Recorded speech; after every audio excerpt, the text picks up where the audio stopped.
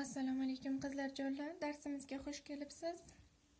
Onlayn kursimizga bugun biz darsimizda quyonchali shapkalar to'qishni o'rganamiz.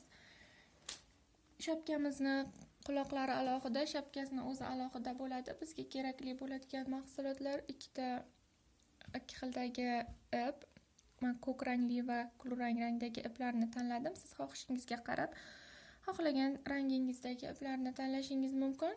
Keyin ipimizga moslashtirib kurchok tanlashimiz kerak. Men ipimni qalinligiga qarab 4 mm kurchok tanladim. Sizni ham ipingizni qalinligiga qarab kurchok tanlang. Keyin ignalar, marker hamda santimetr lenta kerak bo'ladi. Mana shunaqa. Agar barcha kerakli narsalarni tayyorlagan bo'lsangiz, darsimizni boshlaymiz. Birinchi tanlagan ipimizni olib, zanjir qilishga tayyorlab olamiz. Mana shunday va zanjirlar qilishga kirishamiz. Zanjirni aniq sonini ayta olmayman, chunki hammani kurchoki va ipini qalinligi har xil bo'lishi mumkin. Shunga qarab zanjirlar soni ham o'zgaradi. Agar kurchogingiz kichik razmerdagi bo'lsa, zanjirlar soni ko'proq, katta bo'lsa kamroq bo'ladi. Agar xuddi menikidek 4 mm ipingizni qalinligi ham shunaqa bo'ladigan bo'lsa, unda 45 ta zanjir qilishingizni maslahat beraman. Agar kurchogingiz boshqacha razmerda bo'ladigan bo'lsa, santimetr lenta orqali o'lchab, taxminan 30 santimetrga yetguncha zanjirlar qiling. Zanjirni ham qilayotganda juda katta qilib yubormang, o'rtacha kattalikda. Mana shunday qilib bo'lganingizdan keyin lenta orqali o'lchashingiz ham mumkin. 30 santimetr chiqishi kerak. Mana men 45 ta qilgandim. 44 ta edi, 45 ta mana. Va taxmin keyingi qo'shimcha 46-sini ham qilishni unutmang. Doim qo'shimcha qilamiz. Keyin zanjirimizni qilib bo'lganimizdan keyin orqasini o'giramiz. Mana shu qismi shunaqa shishib turgan qismlari bor. Mana shu qismlariga tiqib, hozir ustunchalar qilamiz. Birinchi zanjirimizni qoldiramiz. Keyingi zanjirimizga yarim ustunlar to'qishni boshlaymiz. Yarim ustunimizni bir marta aylantiramiz va kurchokimizni mana shu shishib turgan qismlariga, zanjirimizni shishib turgan qismlariga, mana shu yeriga tiqamiz va bir marotaba aylantiramiz. Aylantirganimizdan keyin o'sha tiqqan joyimizdan chiqaramiz. 3 ta bo'ladi va yana bir marotaba aylantirib hammasini chiqaramiz. Birinchi ustunchamiz tayyor. Keyingisini ham shu tarzda qilamiz. Mana shu shishib turgan qismiga tiqamiz, aylantiramiz va chiqaramiz. 3 ta bo'ldi va yana hammasini chiqarib olamiz. Yana bir marotaba mana shu qismiga, mana shu qismlariga tiqamiz, aylantirib chiqaramiz. 3 ta va yana hammasini chiqarib olamiz. Keyingisini ham shunday qilamiz. Mana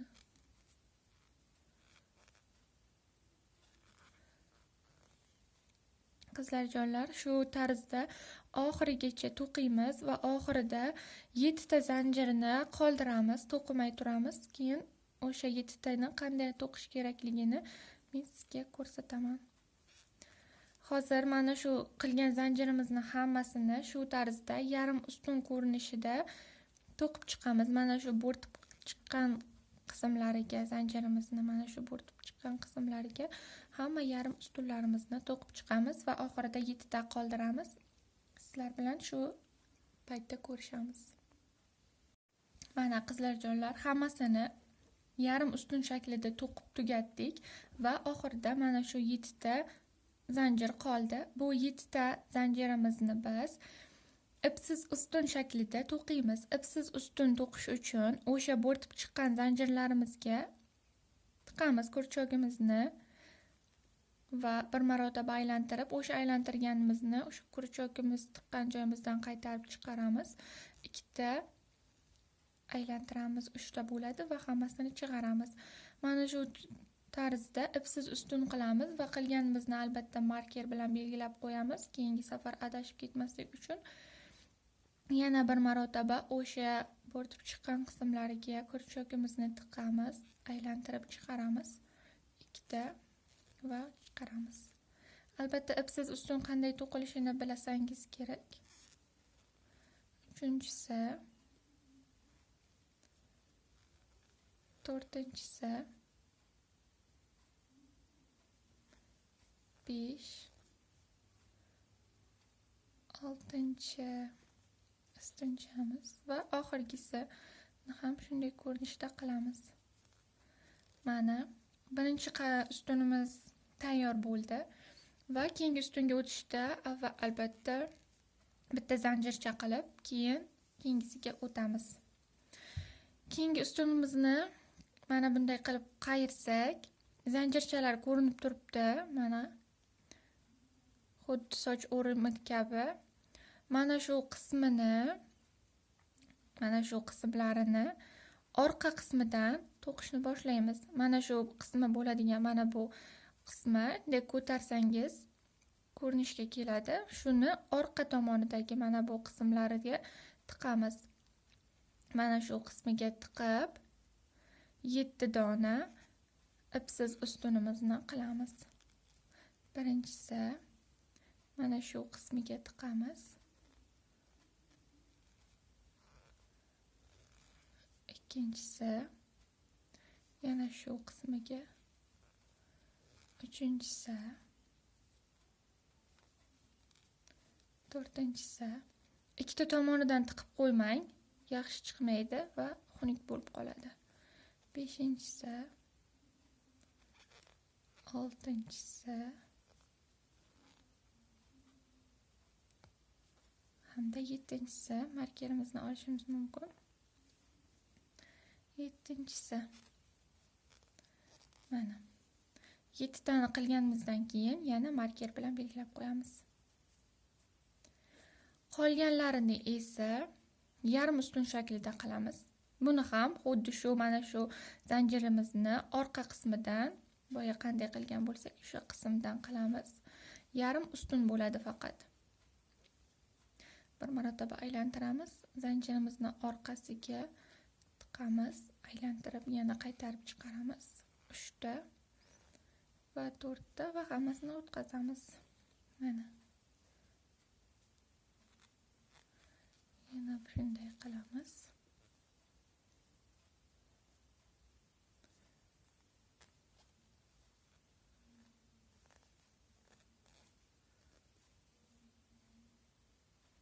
Mana.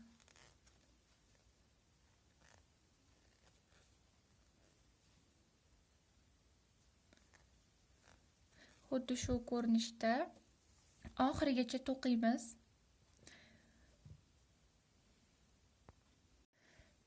Mana to'qib bo'ldik. Oxirgi 3 ta qoldi. Olgan uchalasini ham shunday tarzda to'qiymiz, yarim ustun shaklida.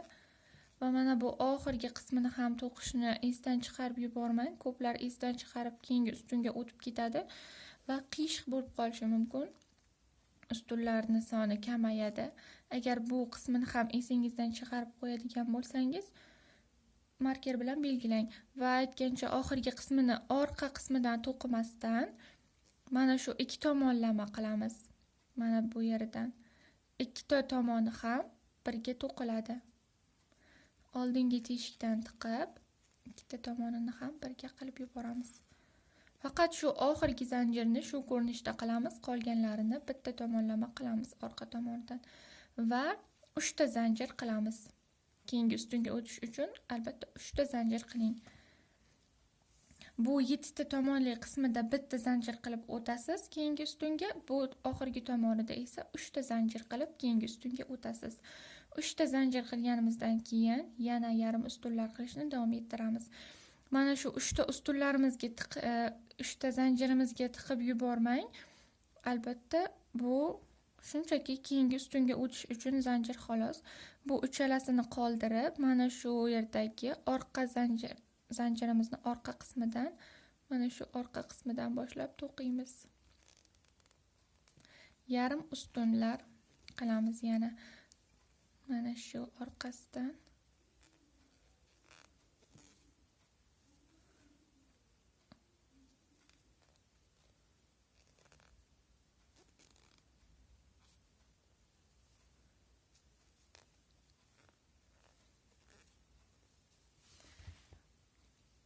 Xuddi shu ko'rinishda to oxirgi 7 tani yetib kelgunimizcha yarim ustunlar shu tarzda qilishni, zanjirimizni orqa tomonidan tiqib qilishni davom ettiramiz. Mana shu ko'rinishda. Mana marker qismiga ham yetib keldik. 2 ta dona qoldi. Ikkalasini ham yarim ustun qilamiz. Buni markerimizni olib va qolgan 7 tasini esa ipsimon, ipsiz ustun qilamiz. Mana shunday va qilganimizdan keyin birdan marker bilan belgilab qo'yamiz. 7 ta bo'lishi kerak. Jami 3 ta, 4 ta, 5 ta, 6 ta va 7-sini ham esdan chiqarmang. Juda kichkina bo'lib ko'rinadi. Ba'zida unutib yuborish ham mumkin. 7 ta. Mana. Va bitta zanjir va keyingi qatorga o'tamiz ustunga. Adashib 3 ta qilib yubormang. Bitta qilamiz. Keyin yana 7 ta ipsiz ustun qilamiz. Xuddi shu tarzda zanjirni orqa qismidan eslatib o'taman yana. Adashib ketmang.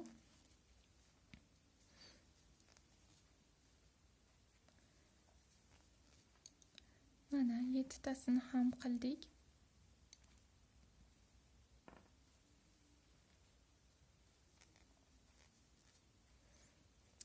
Ta bo'ldi.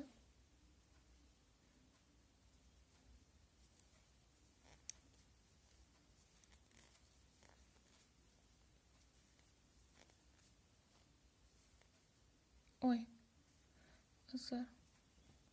7 tani qilib bo'lganimizdan keyin qolganlarini yarim ustun qilamiz. Yarim ustun. Kechirasiz. Yarim ustun shu tarzda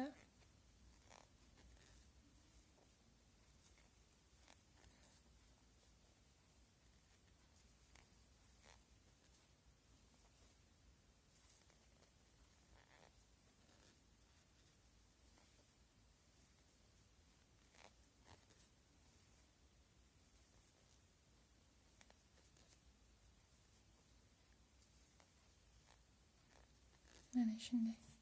Va shu tarzda davom ettiramiz kerakli uzunlikka yetguncha. Xo'p, mana qiziljonlar xuddi shu tartibda to'qidik. Jami 23 qator to'qib chiqdik. Mana endi ikkinchi rangimizni qo'shishimiz mumkin. Mana bu yerga to'xtadik. Kesamiz keraksiz ipimizni.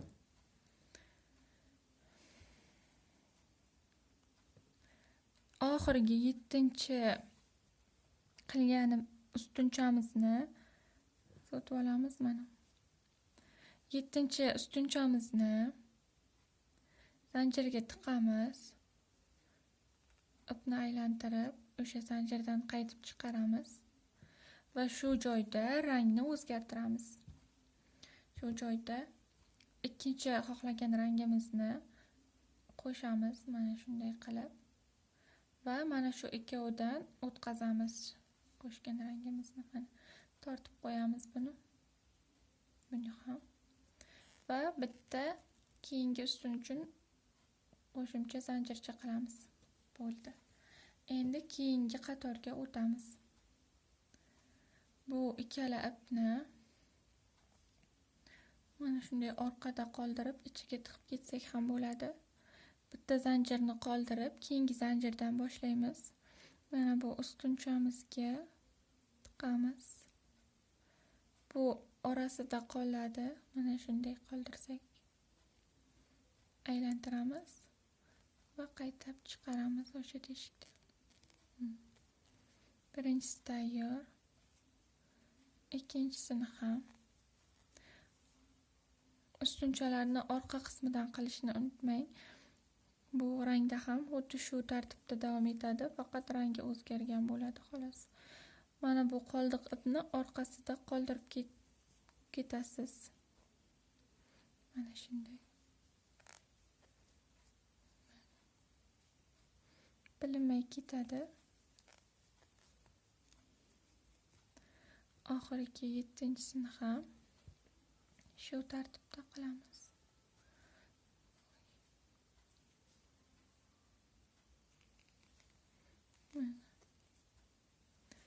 Va marker bilan belgilab qo'yamiz.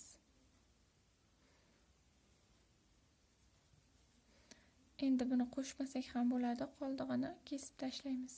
Ketadi. Va keyin yarim ustunlarni qilamiz. Keyingisi markerdan bu tomoni yarim ustun shaklida qilinadi. Qolgani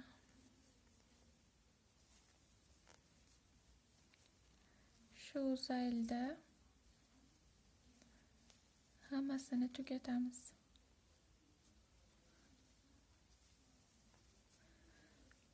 Bu shapka asosan o'smirlar uchun, ya'ni 15, 16, 17 va 18 yoshdagi va shu yoshdagilar uchun to'g'ri keladi.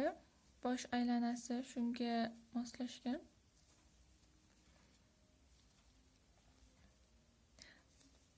Ko'k rangdagi ustunlarimizni ham xuddi shu tartibda kulrangdagi kabi 23 tagacha qilamiz. Mana shu tarzda 23 qator, yana 23 qator shunday qilamiz. Va siz bilan o'sha paytda ko'rishamiz. Mana qizlarjonlar, shapkamiz ham deyarli tayyor bo'ldi. Hammasi bo'lib to'liq 46 ta ustuncha qildim. 23 ta bu rangdan, 23 ta boshqa rangdan qildim. Hammasi bo'lib 46 ta bo'ldi. Siz o'zingizni boshingizga moslashtirib qilasangiz ham bo'ladi, qancha xohlasangiz. Endi buni birlashtiramiz. Qaysi tomoni ichkariga qarashini xohlasangiz, o'shasini ustiga qaratib qiling. Oxirgi qilgan ustunchamizdan oldiga har doim qiladigan bitta zanjirchamizni qilamiz, qo'shimcha zanjirchamizni. Mana endi buni bir-biriga ulab chiqamiz. Buning uchun ko'k rangimizdagi mana bu zanjirimizni bittasini qoldiramiz, boya qilganimizni. O'sha mana boshidagi zanjirni ichkari tomonida mana bu qismini, har doim qiladigan joyimizdagi shu qismini olamiz. Bu qismini esa birinchisini topib olamiz. Mana bu. Bundan esa oldingi qismidan olamiz. Mana bu qismini. Mana shu qismini olamiz. Ikki qismini ham olmang, faqat oldingi tomonini. Va birlashtiruvchi zanjirchani qilamiz. Ipni aylantirib, ikkala teshikdan ham o'tkazamiz. Ikkita bo'ladi va hech qanday aylantirishlarsiz yana o'shani birinchi teshigimizdan ham o'tkazib olamiz. Mana shunday bo'ladi. Va hammasini shu tarzda qilamiz. Oldingi ko'rinyapti. Oldingi zanjirimiz.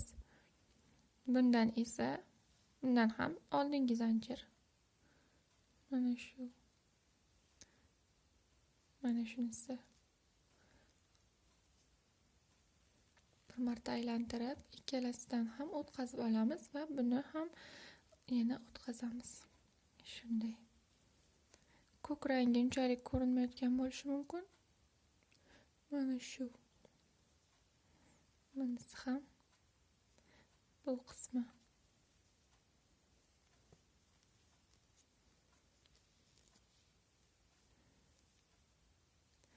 xuddi shu tarzda oxirigacha qilishni davom ettiramiz. Mana shunday yana bir marta shu orqa qismi, buni ham shu qismi.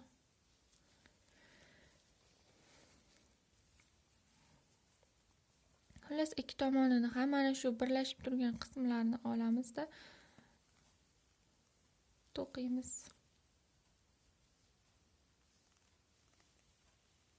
Tiramiz.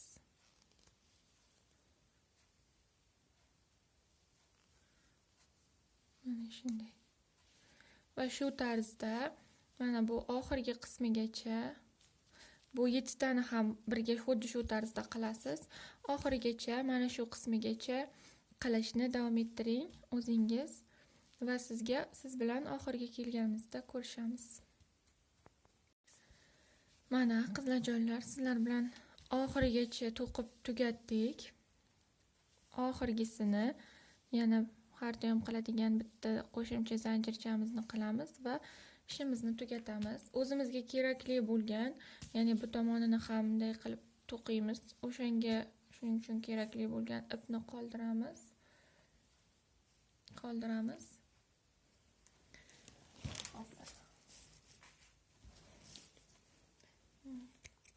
Shuncha ip qoldirdik. Endi bu tikishga o'tamiz. Buning tikishga o'tamiz. Mana qilib bo'ldik shapkamizni. Endi tepasini tikamiz. Uchun shunaqa ignadan ipimizni o'tkazib olamiz. Boya qoldirgan ipimizni. Endi mana bu tepaliklar orqali mashag'riga ignamizni tiqib chiqamiz hammasidan. Faqat shu tepaliklariga tiqing.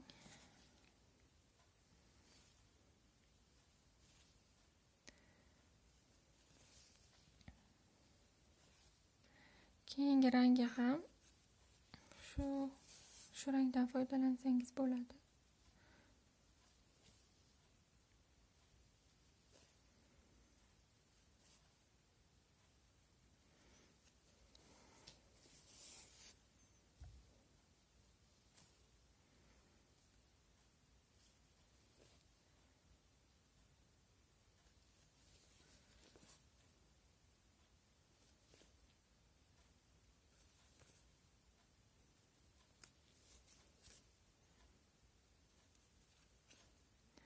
Mana shunday qilib oxirigacha xuddi shu tarzda qilamiz va ipimizni tortib olamiz. Hammasini tortganimizdan keyin qattiq qilib tortsak shunday bo'ladi. Mana shapkamiz deyarli tayyor. Endi buni qattiq qilib shu hamma yerdan tikib chiqamiz. Teshikchalari qolmasligi uchun albatta.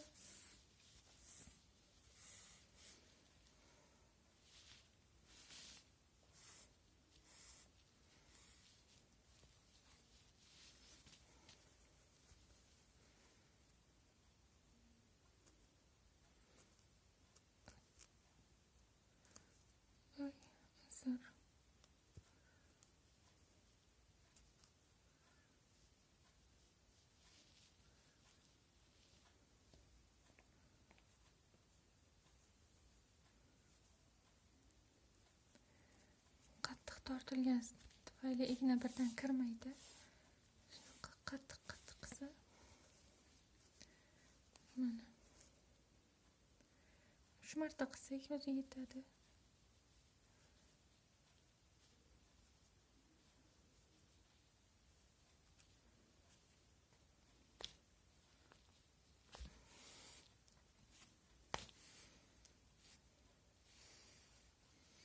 Mana bo'ldi. Yaxshilab tortdik. Endi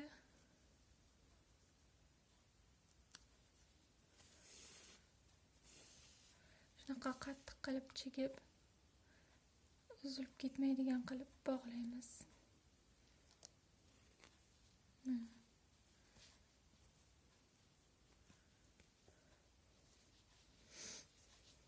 Agar xohlasangiz men bilan bog'lab qo'ysangiz ham bo'ladi. Mustahkam bo'ladi. Shunda endi kessak ham bo'ladi. Keyin ortiqcha iplarini kesib taylaysiz. Mana shapkamizning asosiy qismi ham tayyor. Shu ko'rinishda bo'ladi. Qayiramiz. Qayirganimizda mana bu qismi ham chiroyli ko'rinishda turadi. Mana shunday unchalik bilinib ham qolmaydi.